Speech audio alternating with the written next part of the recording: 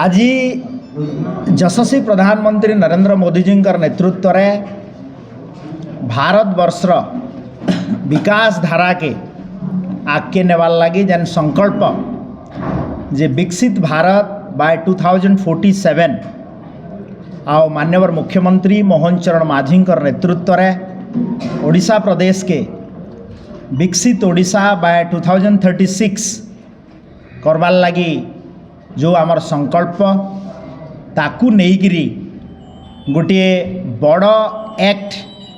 रो संशोधन मान्यवर पार्लियामेंट रे हेइछे। आउ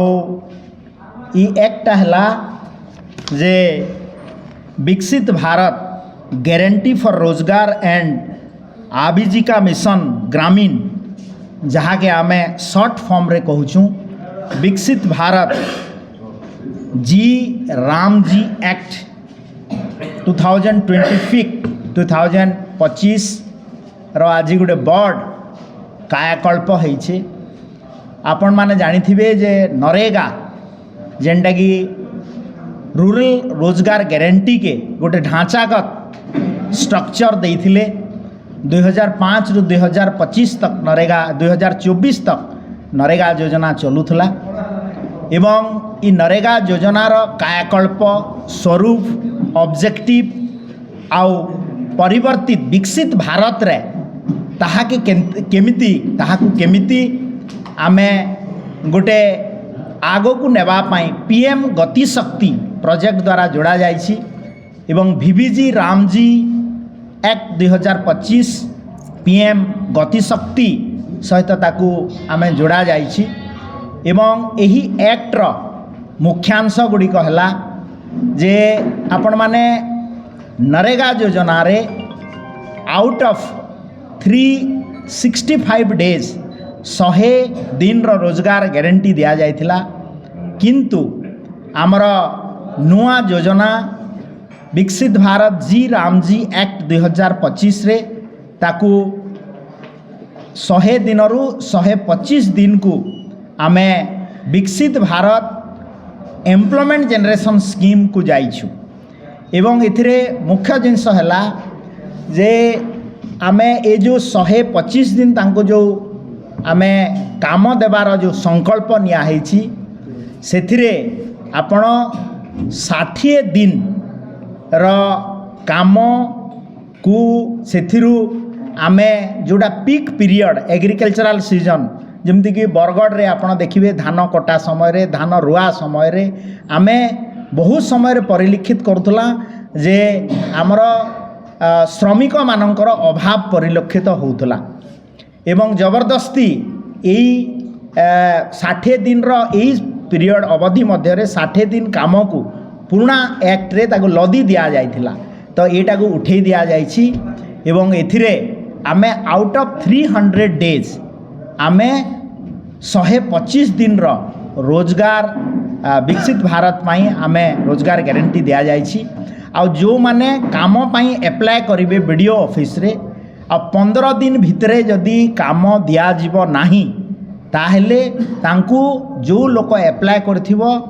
सेही लोक को 15 दिन भितरे जदि काम मिलिबो नाही ताकू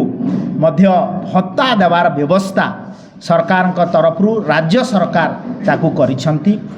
अन्य 2 नंबर दिगटी हला जे ई कार्यक्रम माध्यम रे आमे आगरू आपण माने जानिथिबे जे जेतेबेले ए काम रे नरेगा काम जेतेबेले होउथला सेतेबेले विभिन्न प्रकार बाट मारणा विभिन्न प्रकार दुर्नीति सबू परिलक्षित होउथला एवं सामाजिक गणमाध्यम रे मध्य आपण माने ताकू प्रचार प्रसार करूथिले एवं गोटे सचेतन कार्यक्रम मध्य करूथिले। भारत जी राम जी एक्ट 2025 रे आसीबो ताहा ग्राम सभा माध्यम रे गाँ स्तर रु आसीबो एवं 4टी दिग प्रति विशेष ध्यान दिया जीवो। प्रथम तो हला जे जल सुरक्षा पाई